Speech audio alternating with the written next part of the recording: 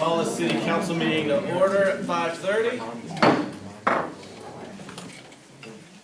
Roll call. Council at large Boots. Here. Council at large Spear. Here. Council ward number 1 Leeper. Here. Council ward number 2 Anderson. Here. Council ward number 3 McNeil. Here. All right. Pledge.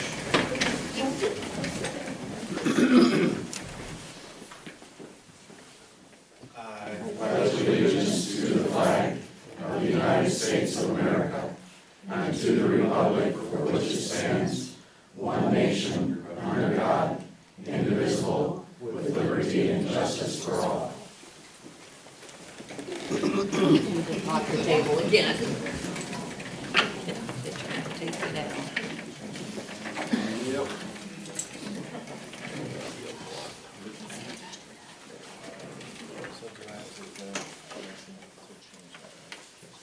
All right, there has been a change to the agenda. It goes under the consent agenda. There's a correction. Instead of a 6-week lead time for parts for the Fairbanks and Morris, it should read 6-month lead time. Is there a motion to change that? Or wait. We'll amend the agenda to Yeah. allow for a change to the minutes. Yes. So what do you need? A motion to A amend motion the to agenda amend. to I allow for so a move. change. Spear moved. McNeil with the second. McNeil? Booth? Yes. Anderson? Yes. Spear? Yes. Leeper? Yes. All right, so that motion carries. So now to the agenda approval. Is there a motion to approve the agenda? So moved. Anderson with the Second. first, Leeper with the second. Booth? Yes. Anderson? Yes. Spear? Yes. Leeper? Yes. McNeil? Yes. All right, then moving on to the communications, the unscheduled. If there's anybody who would like to address the city council, please make your way to the podium. State your name and address for the record.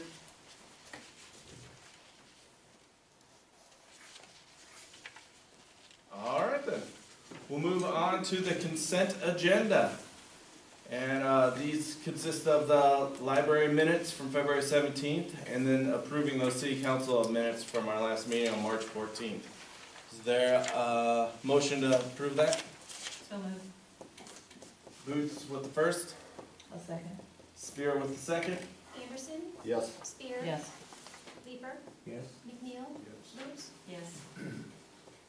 Okay, so now we are down to the public hearing.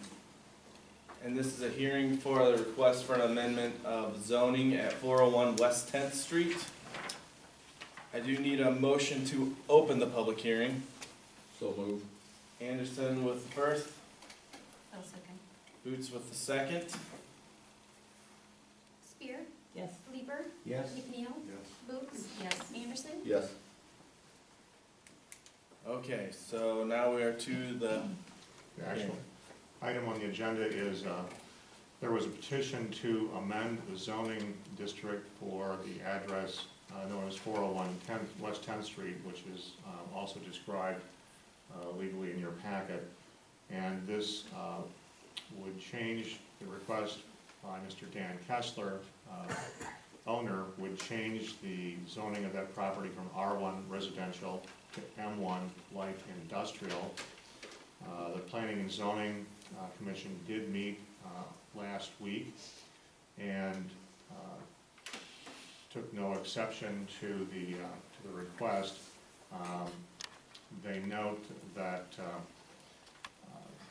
the parcel in question is adjacent on 2 sides to property that's already zoned M1 commercial, or light industrial rather, and there were no concerns expressed from the public, and there was a couple there who had received one of the letters of notice to that property, and they took no exception.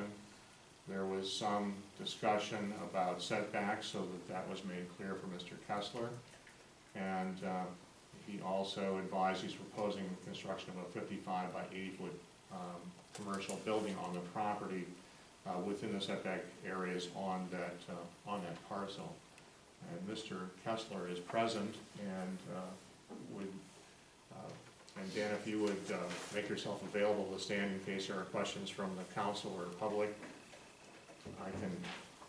Go up there? Yeah, Right fine. There is also a 30 by 60 addition on the east side of the building. That'll be on the structure for an office. So if there's any questions from the council or concerns for Mr. Kessler? Does that have access to city sewer and water? Yeah, that's all gotta be put up there.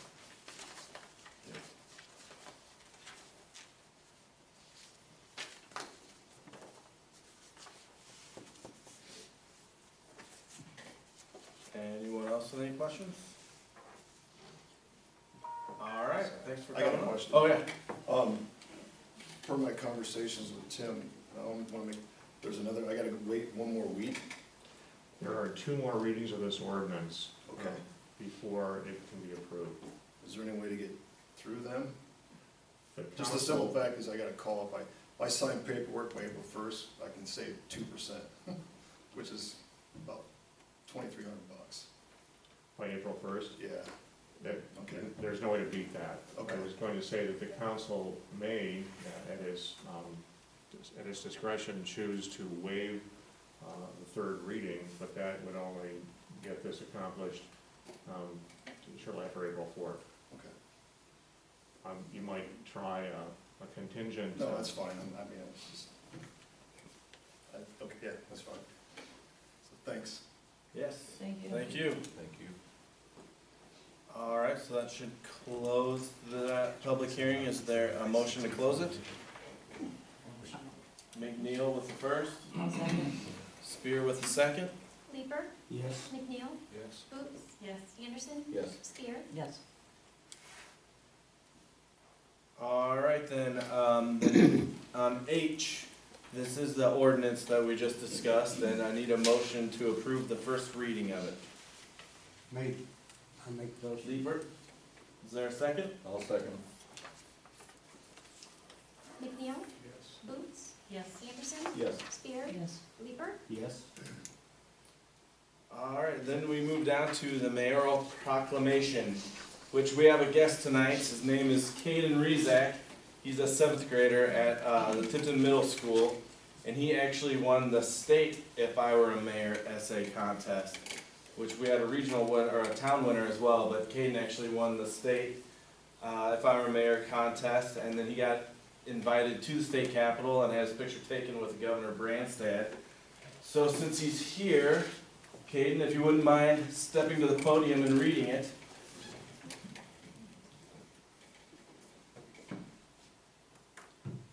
If I were mayor, I would do the following. 1, make an activity place. 2, make one day in Tipton special to the town. And 3, make more jobs for Tipton to bring people into Tipton and have opportunities so people do not have to commute.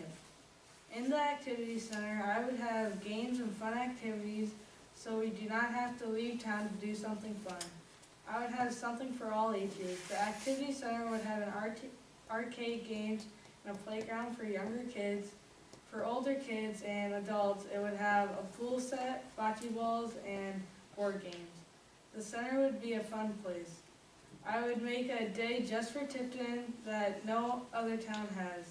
The Tipton Day would incorporate a unique theme that would be fun for all ages. I remember a place near my grandpa that has a pickle day. That is random. The town of Tipton would have a fun time. I would try to bring jobs with better pay. The jobs would be jobs that do not need a high education. It could make it so people in Tipton could have a better life and aren't worrying about money. They would then enjoy the fun things in Tipton. Being a mayor for a day would be fun. It could be stressful, but also really fun. I think I would appreciate what the mayor and city council does more than I do now. All right.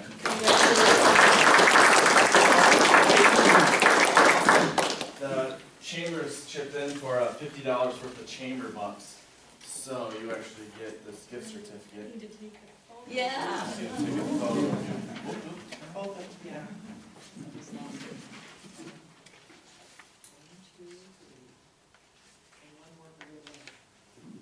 There we go, thank you. Thank you. Good job. Congratulations.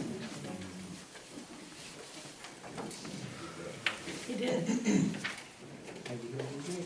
Yeah. Look at you. Definitely. Okay, now moving on to the motions for approval. There is the consideration of the claims list. And Mayor, I had a couple of calls today with questions on the claims list, and I'll address those, and if there's any other questions, obviously I'll do my best. It was pointed out that we had almost $1,100 in replacement clothing from one of our rental clothing suppliers. And this is a result of the end of the contract with the one firm, I can't recall which one. GK, thank you, for fire retardant clothing that was, that had been worn out and expended. So when they closed the contract out, we did owe for that.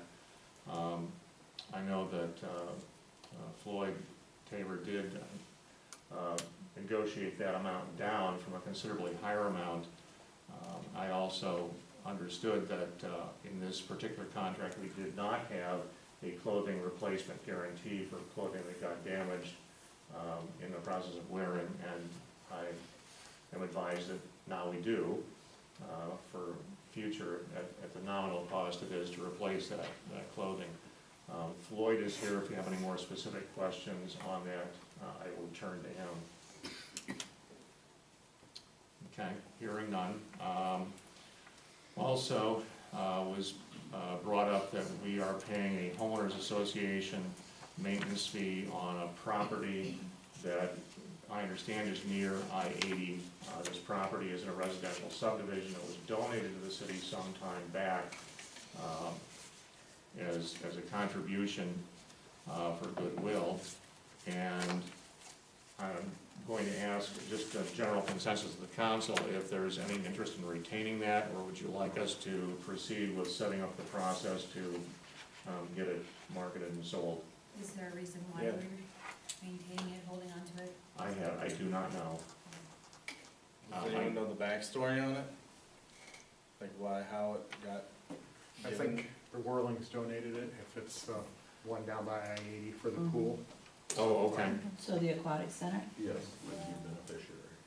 it Yeah. could certainly be used there. We'll get things lined up to go through the steps to get it sold. And that'll come back to you at a subsequent meeting. And then we also replaced 3 garage doors at the, I can't remember if those are the lower Public Works buildings or the south Public Works buildings. Thanks. Those doors were no longer functional without using a piece of equipment to open them. So the department went ahead and purchased the new doors to replace, and I think they've been delivered. Is that right, Ellen? Yep, they're down there just waiting to be installed, we just haven't done anything, so. Okay. So that was almost $1,500 in garage doors. Those are the 3 queries I had. Are there any other questions from the bills list? Okay, that's all I have, Mayor. All right, is there a motion to approve the list? I will make that motion. Spear with the first, Second? Anderson with the second. Rhodes, Yes. Peterson, Yes. Spear, Yes. Leeper, Yes. McNeil. Okay, the second motion for approval is a consideration of request for refuse pickup exemption on 120 East Fifth Street. Thanks. I have some background on this as well.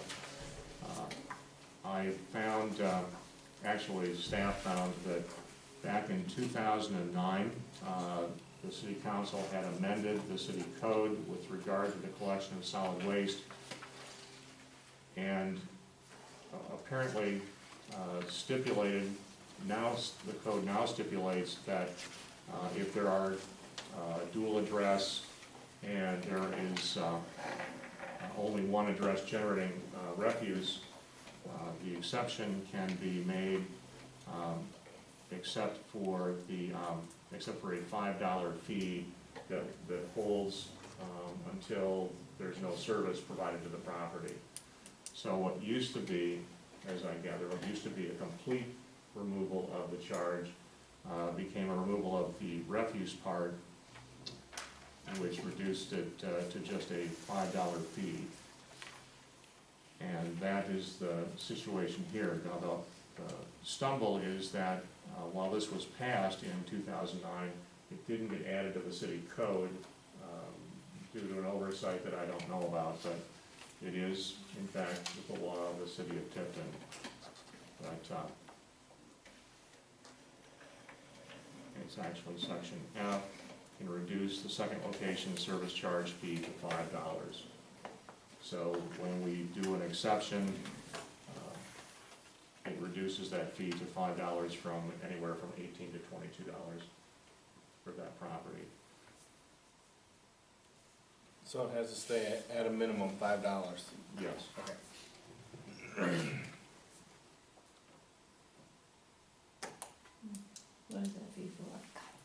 That fee is it's sort of like the base rate that you have for electric and water, because you still have to maintain a truck, you still have to maintain all the equipment and the personnel to pick that material up. And so it helps to avoid the system unraveling so that you continue to have that charge to any property that has electric and water and sewer service to it. And we're being consistent with that charge with everyone then?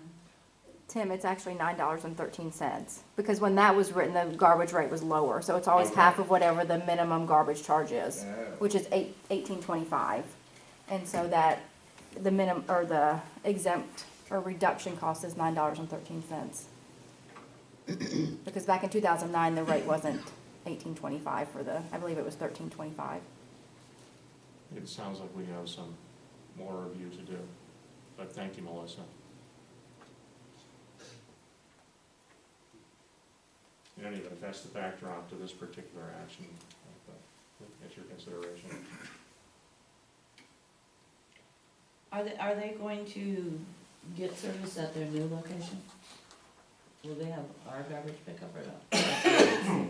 There are two addresses at this location, and one of them no longer generates use or waste, so they're asking for the waste at this second location. It'll reduce their bill to $9 from $20 on this one location, but the other location will continue to have pickup at the full charge. Okay, in order for them to qualify, they must have garbage at least 2 places.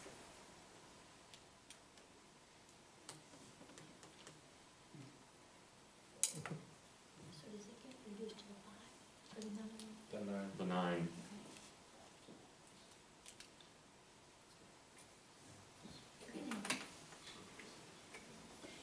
Can we table this? 'Cause I think I'm not very clear on Me too. some of it. That's Can fine I with make me. a motion to, do I have to You have to make a motion to table. this? I will so make that motion. I'll second that. Second that. So there's been motion by Spear to table this and seconded by Boots. Anderson, Yes. Spear, Yes. Leeper, Yes. McNeil, Boots. Yes. All right, so that has been tabled until our next meeting. Thank you.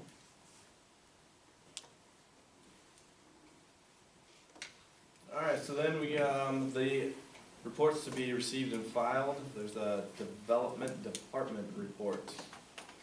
And is that, It's in your packet. okay, yeah. And if there are any questions or comments for Linda, anything to add?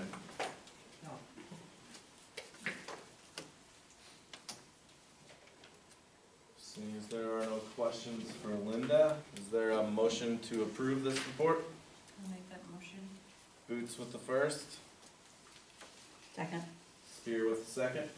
Spear, Yes. Weaver, Yes. McNeil, Booth, Yes. Anderson. Yes. All right, moving on to discussion items. There is the Tipton Adaptive Daycare has a request for consideration of non-residential pickup of recyclable materials. Then there's a consideration of authorization for staff review of the code. Would you like me to speak on it, or did you just want to go with my letter? Well, yeah, you can come up and speak, Okay. no problem. Just state your name for the record.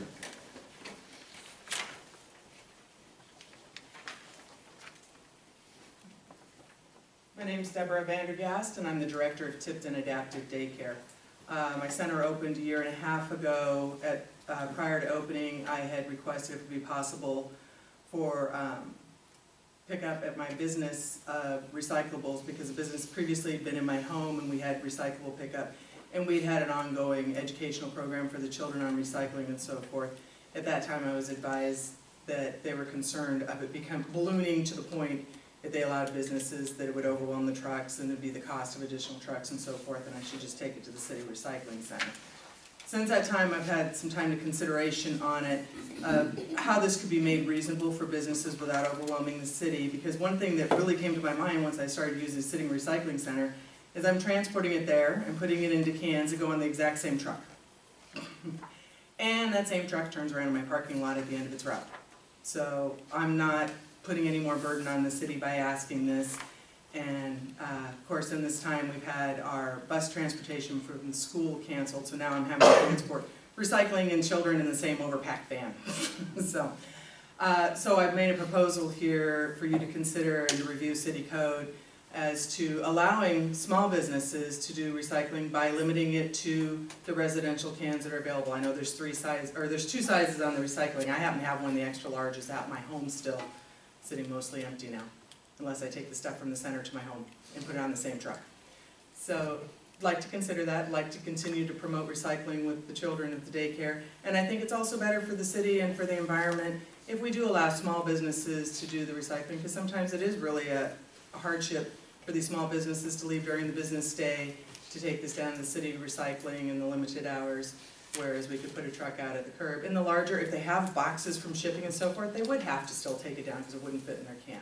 And larger businesses that create too much volume would still have to take it down to the city recycling, where they would, yes, still go on the same truck, or at least go into the baler for the boxes and not be put on the city truck.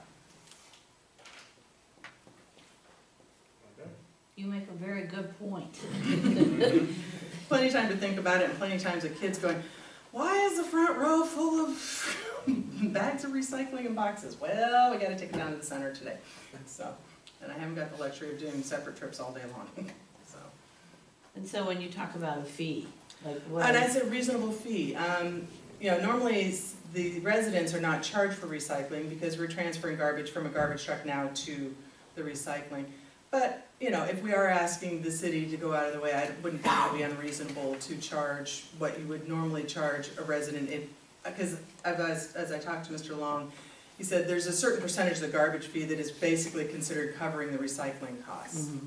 So would it be unreasonable to take that same, what you consider part of the recycling, and charge it to a small business that asks for pickup at their business? And How much is that? Do you know off the top of your head how much it would be? Eldon, do you happen to know?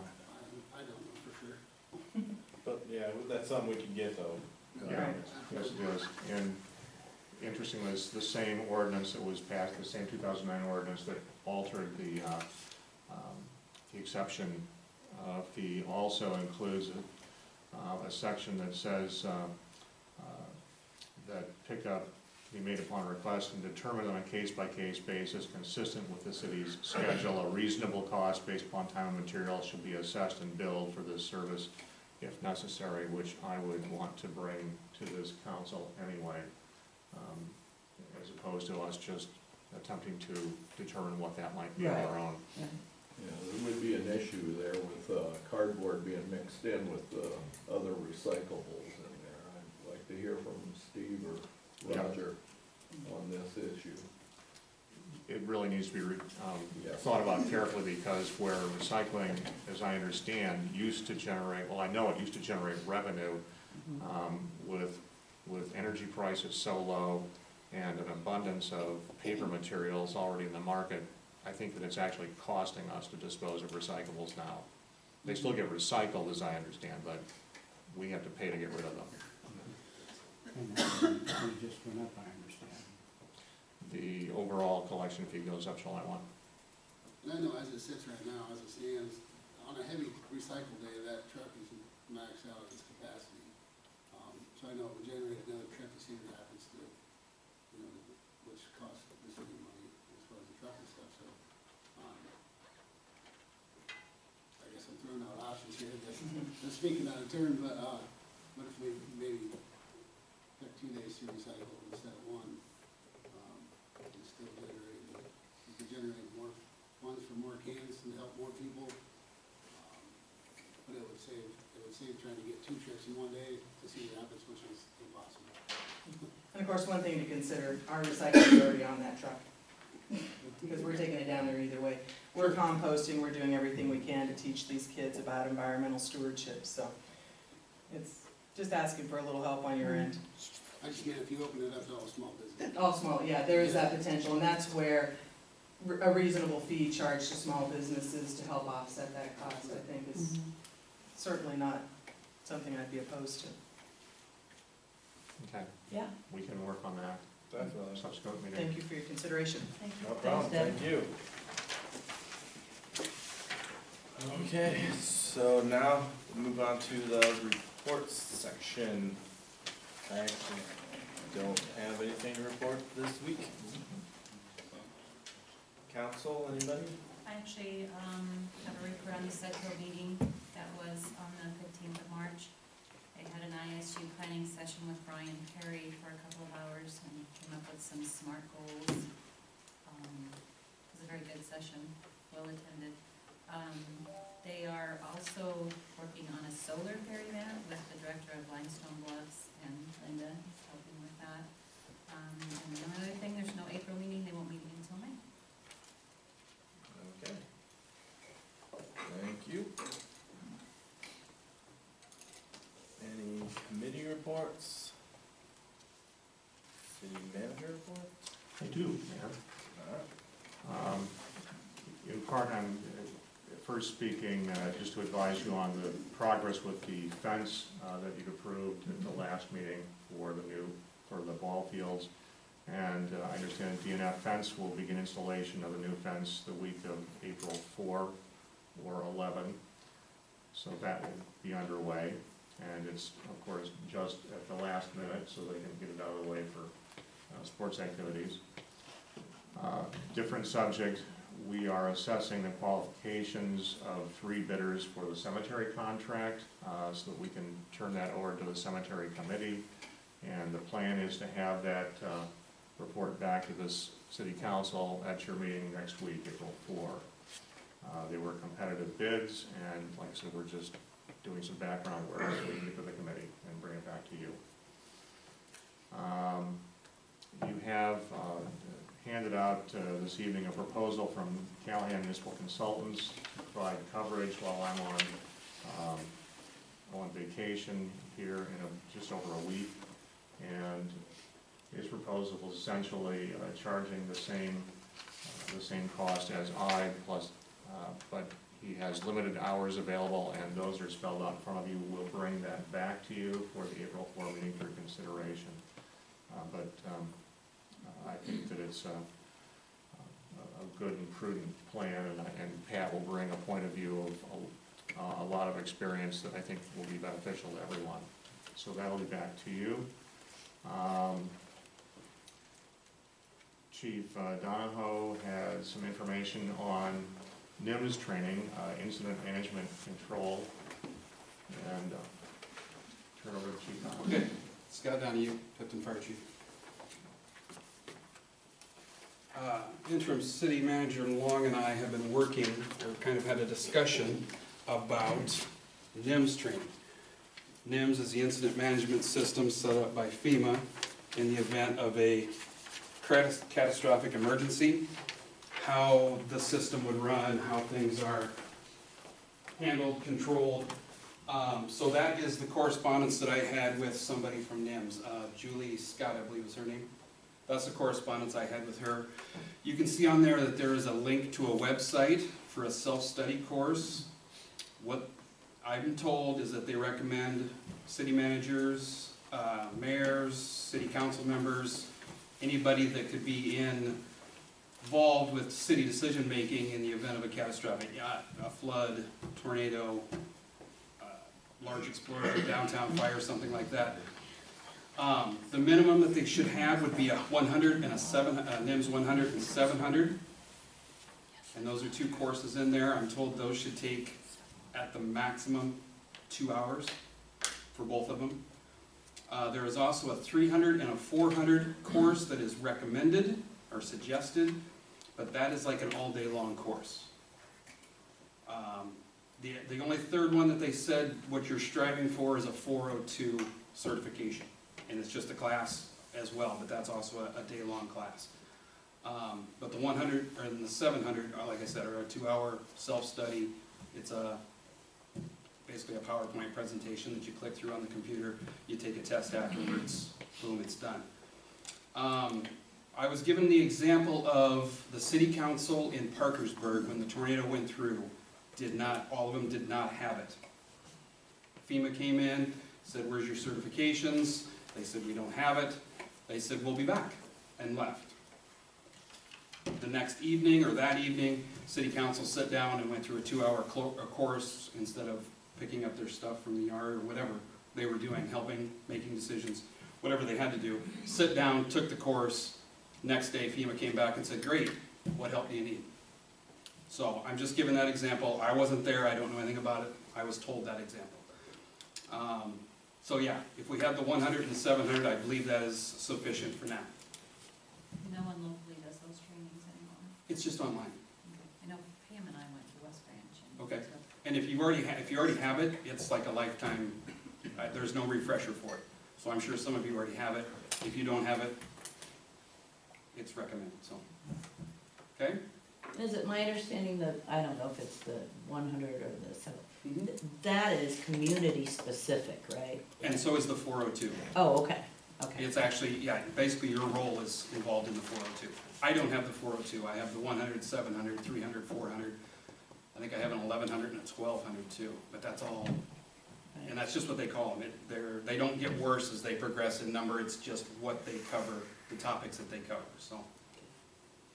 Okay? So this is what's required through the state then? Because I was thinking at one time, GMA or the ENC Commission had recommended that there were 3 that we needed to have. 3 courses? Well, I think that's the 402 that they're referring to. But I guess I can't quote that. I can do more research on it and get back to you on that. So, any other questions on that? Okay. I also wanted to just bring you up to speed. We met with the EMA director, or assistant director, or whatever Brad's title is, on doing a mass casualty incident. I was there, Molly and Brad were both there, and Brad was there as well. But we're gonna get Lisa involved in the next one. We're gonna do a mass casualty event somewhere in the city of Tipton, multiple victims, couple vehicles. We've talked about several sites. We're gonna go out and look at them, and ease of access and the least disruptive thing, but just wanted to bring you up to speed that we're gonna probably ask for, maybe to shut down a section of a street or something like that down the road. And the last thing that I had was, do we still have representatives for public safety? From the council? Don't know. Okay. I know at one time, were you and Dave Fry on that committee? I guess I don't Okay. remember that one, but I'm not sure what. Okay. by public. I thought there was 2 council members that were involved in, like, public safety committee or,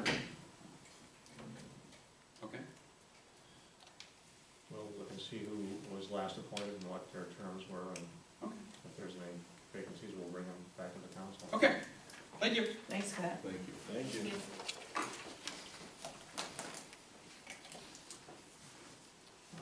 last thing I have before I Oh, turn it over, those classes are free, by the way. is that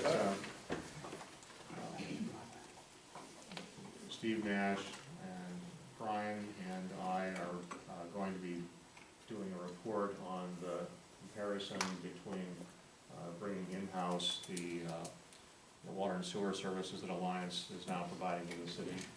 And we're hoping to have that in a complete form for you by the April 18 meeting.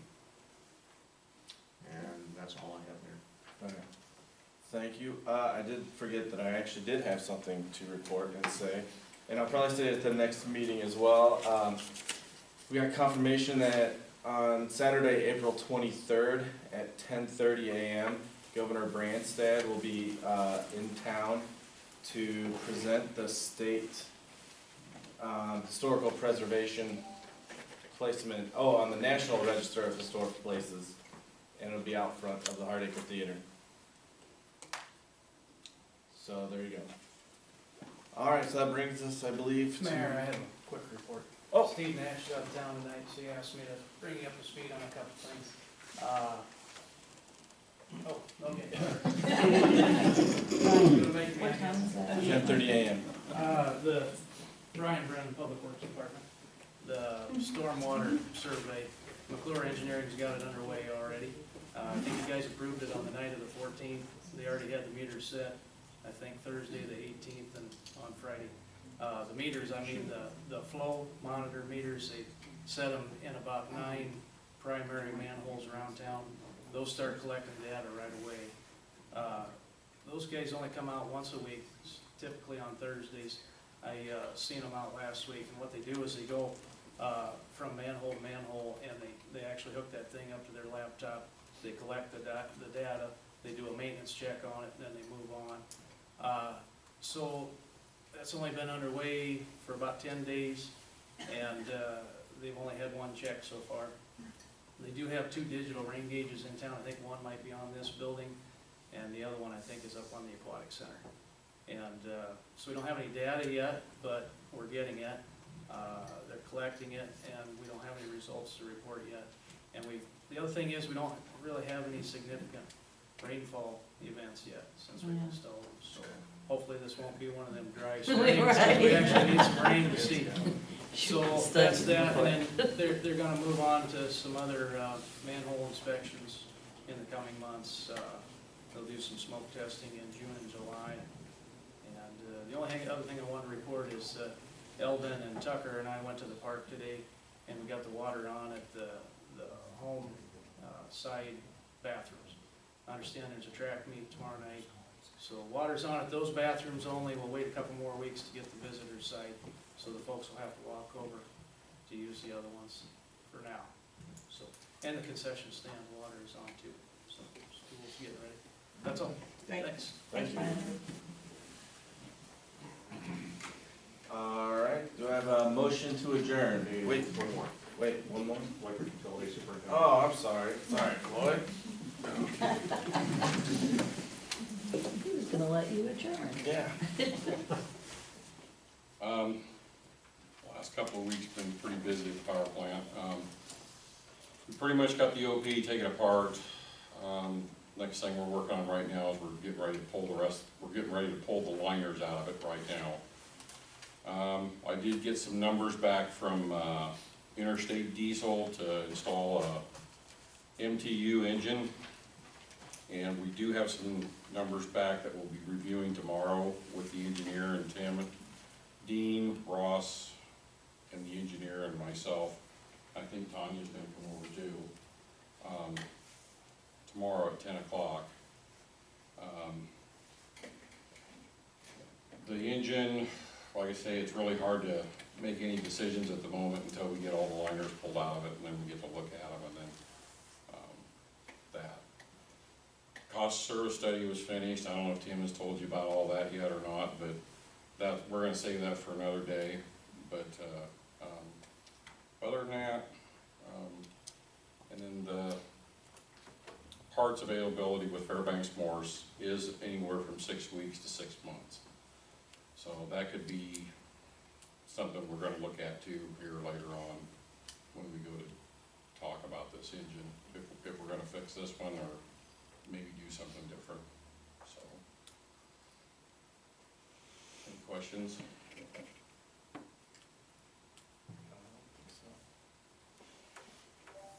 Okay, Thank you, Floyd. you bet. Thanks, Lloyd. All right. Is there a motion to adjourn? So move. Anderson with the motion, McNeil with the second. Lieber? Yes. McNeil? Yes. Boots? Yes. Anderson? Yes. Spear? Yes. All right, it is adjourned.